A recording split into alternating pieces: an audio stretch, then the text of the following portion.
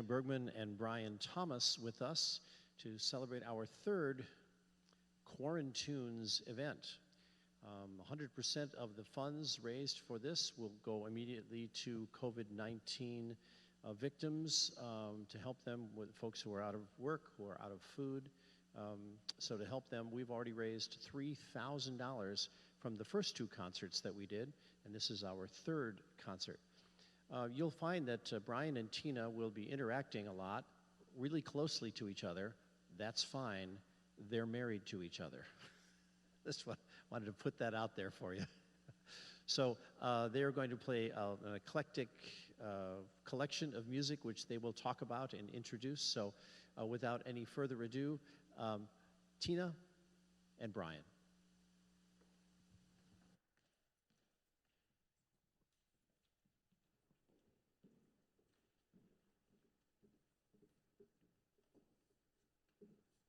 Hello, hello. Thank you so much for tuning in tonight. We're really excited to be here in this beautiful First Congregational Church of Hudson. So let's get started. We're going to start with a trio of fiddle tunes, Beaver Valley Breakdown, Lazy Dave, and Tippin' Back the Corn.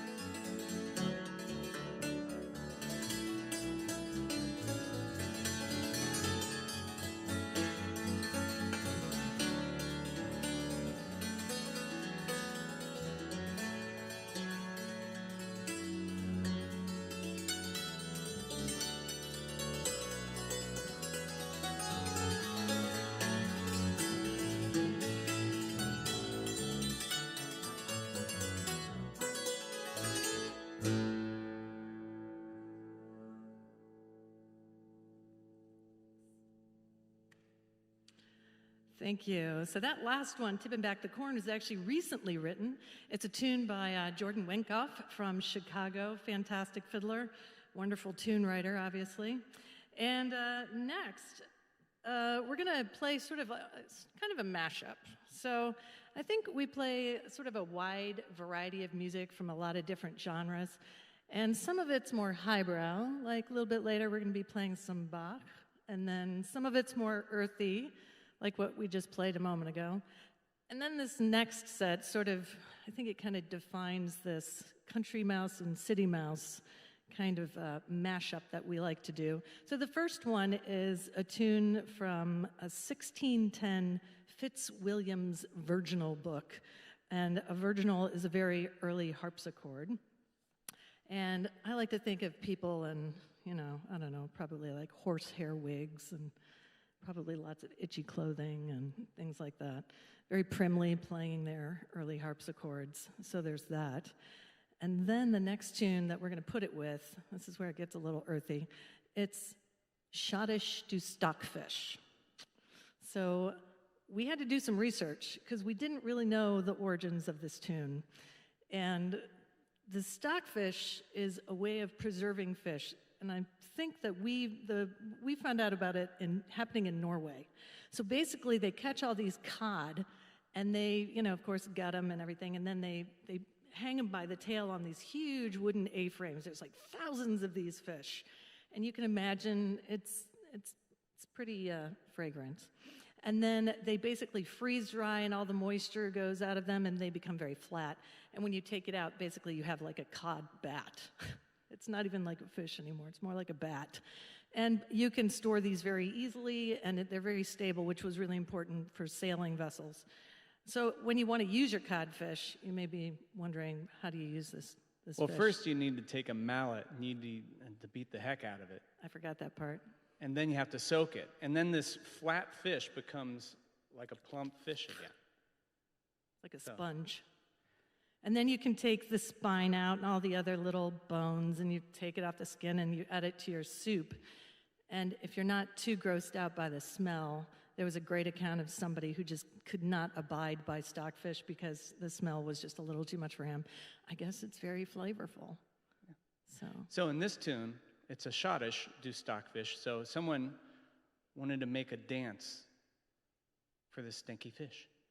And perhaps it can have some pounding in it. I think this dance needs some pounding. It's probably a poundy dance. So we're hoping that you're going to improvise at home. We're really counting on you to come up with some dances and perhaps video them. You don't even have to get out of your pajamas if you don't want. You can stay in your pajamas. So here we go. Packington's Pound and Schottisch du Stockfish.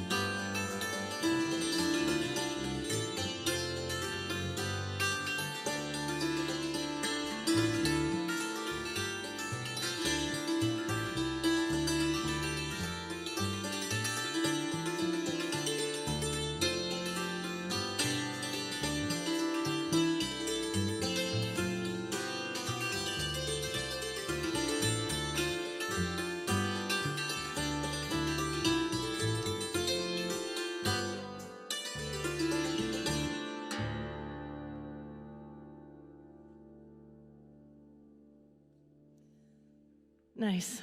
I would have thought it would be a little bit more stinky somehow, but I guess some of those harmonies are a little piquant. Yeah, okay. So Bryan and I have been having an incredibly busy fall and into the spring, doing a lot of traveling, and Bryan's been performing a lot with the wonderful Helen Welsh, and they've been going hither and yon and doing lots of wonderful weekend shows in states around the United States. And I've been on tour with Apollo's Fire, and then in early March, I had the wonderful opportunity to go to Montreal and perform with a fantastic early music group by the name of La Nef. And this was my third time performing with them. And this time, we did a really interesting show of lots of Carolyn music, and many of you know Turlock Carolyn as a, was it late 1700s or 1670s, I think was his birth date, and then early 1700s, he passed, I think 1720 or so.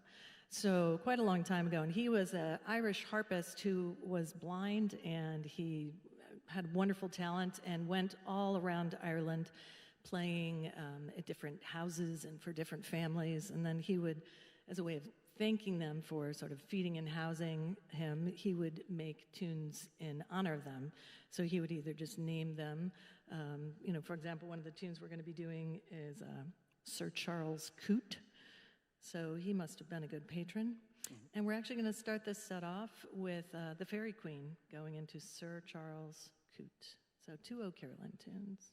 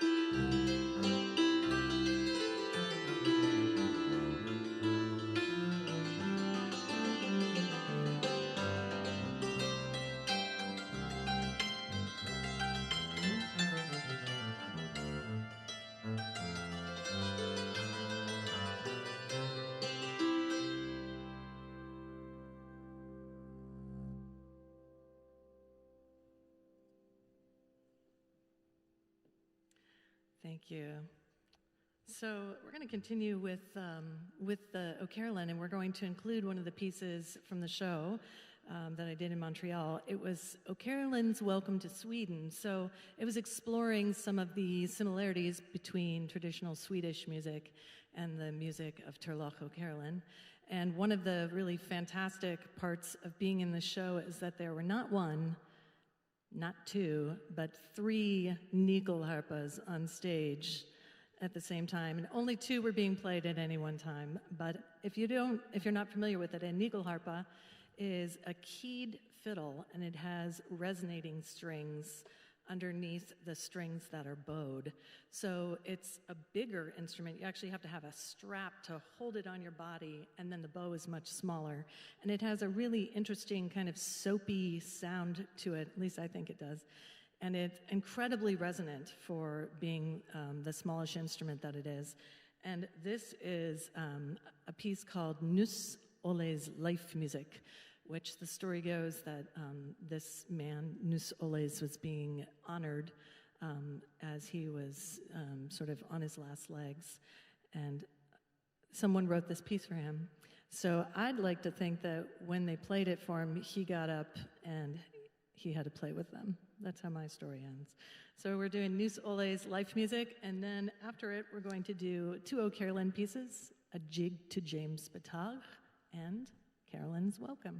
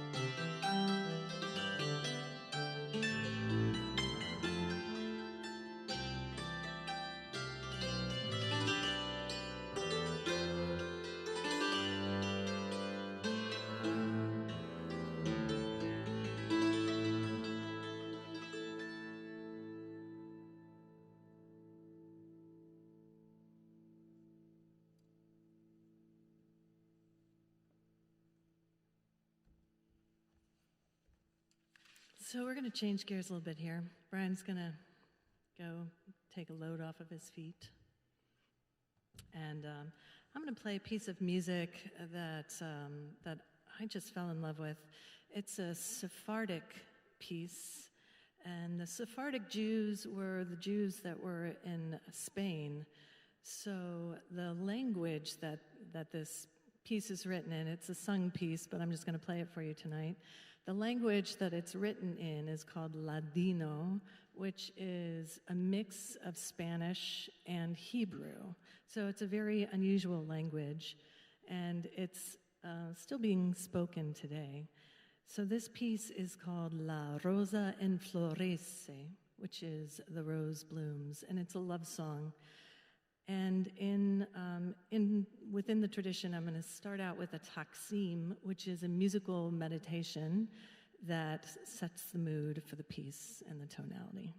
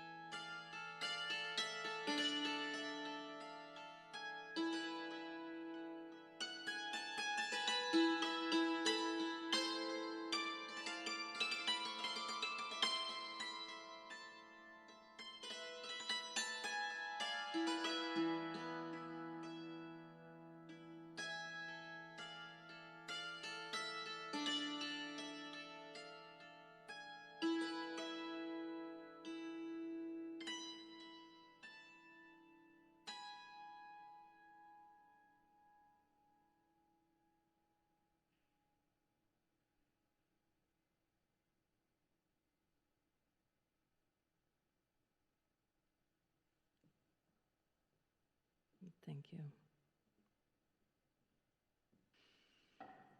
So, a long time ago, you always have to make a big entrance, don't you?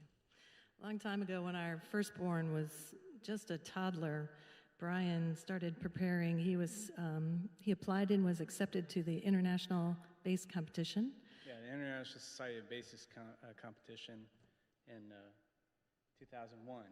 So our daughter was born in March of 2000, and sometimes I had to work. So Bryan would practice with her in one of those sort of like old school 70s canvas and tin kind of backpacks. And when she'd had enough, she would just reach up and detune the bass for him. Yeah, and sometimes she would say, okay, that's enough, and then she would just kind of lay her arm above the strings and said, okay, I guess I'm done practicing for today.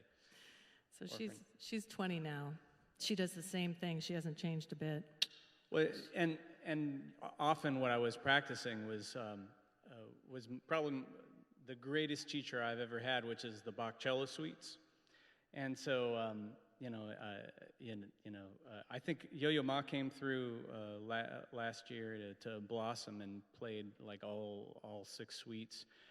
And Isa, our daughter, told me, said, "Wow, I never realized you played so much Bach," because she knew all of the suites like from me kind of playing them. And they've been played so often in the house that this next one we're going to play is something that Tina pretty much learned by osmosis while washing the dishes while I was practicing or doing some other things. It would come through the floor. Yeah, it would come through the floor. And it's the jig from the Bach's First Cello Suite. And then we're going to play it like a jig and pair it with the Carolyn jig called Miss Margaret Brown's Favorite. And so this is our jig combination. It's another country mouse meets city mouse mashup.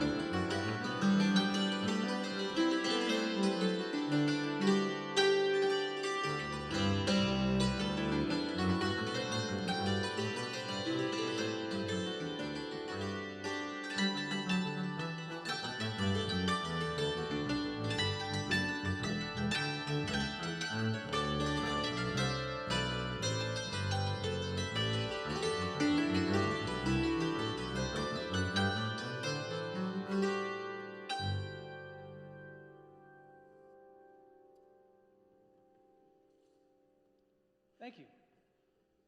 We're getting silent claps from someone in the hall. Yeah, that's right. Yeah. Thank you for the air claps, the hygienic, Yes. the safe air claps. So I'm gonna play a piece for you now that is it was written by Francois Rabat. He's a Syrian-born bass player who kind of shook the solo bass world in the last 20 and 30 years. Just a real iconoclast for the way he plays and the way he looks at music, French. And so he was born in Syria, but then they moved to Paris, and he grew up in Paris, and he spent some time in the north of France, which is kind of like the Celtic part of France. And in that time, he kind of soaked up some sounds, and I believe this is the foundation for this piece, which is called Graze, which is that northern Celtic part of France. And it's got a lot of hurdy-gurdy and bagpipes in it, and some crazy stuff too. So here we go.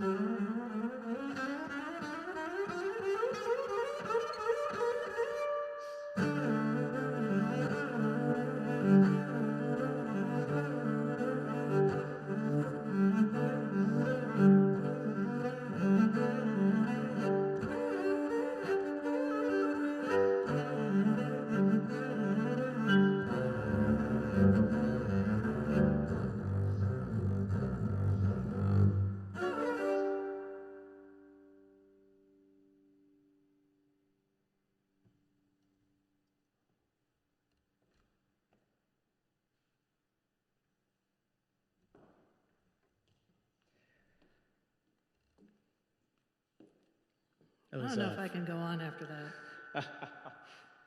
Well, I think what we're going to have to do is we're going to have to play some dirtball fiddle tunes. You know, one of the things that we do, we do an eclectic mix. And part of the eclectic mix that we, of our lives is, one of the things is we love playing for dancers. And we often play a regular second and fourth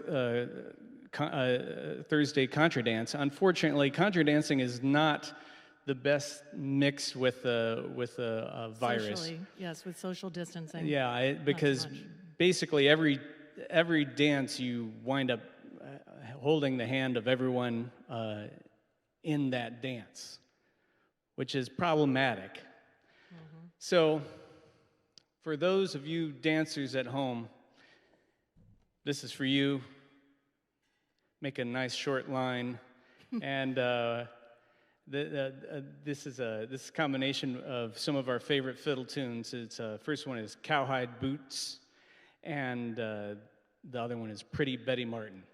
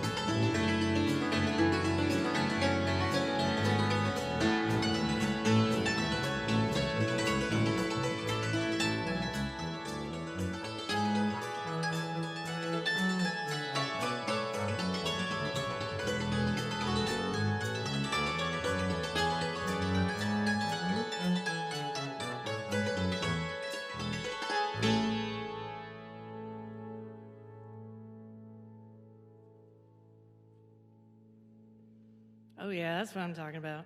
Yeah. Yeah, some good dancing right there.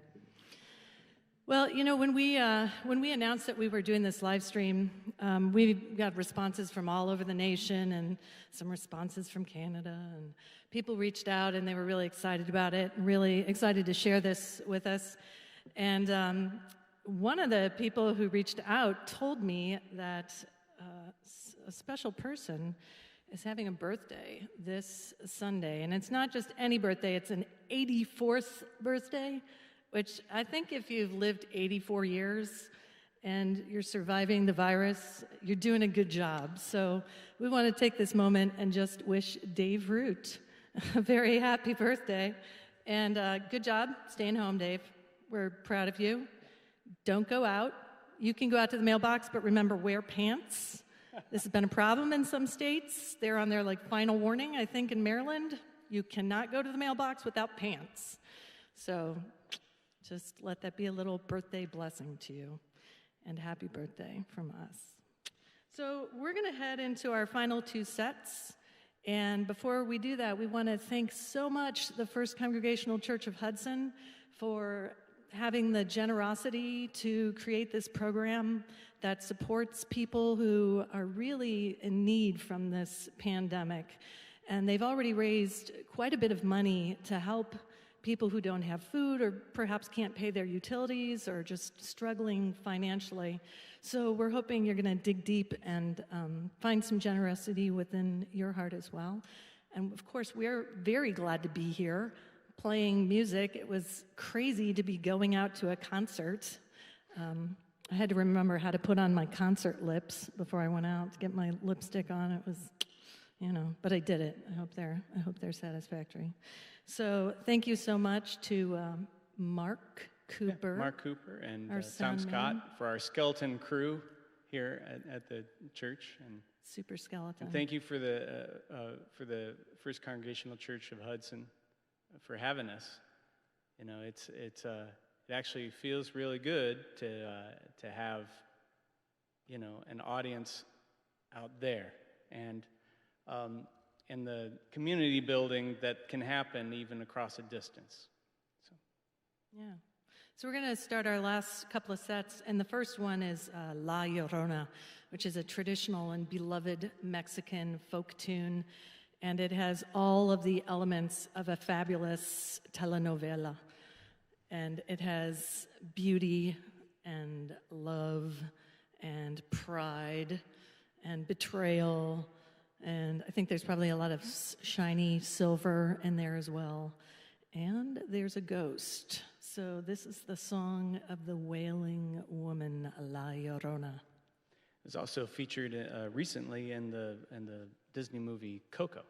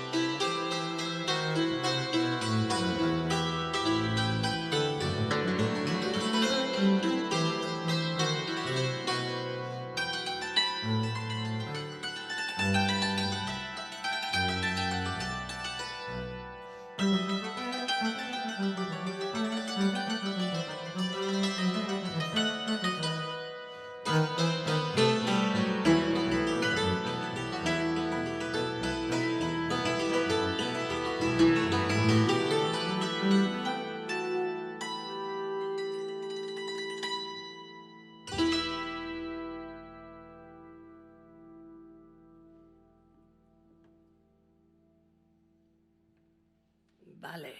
Vale. All right. There was one around one Easter that I came back from a trip, and Tina said there are round trip tickets to Spain for $346. $346. I said, we're going, and I said, okay. This is before we even married, and it was just like, wow, okay, this is what we're doing. And Tina brought her dulcimer and busked along Las Ramblas, and now and then we'd get a bow after she would play.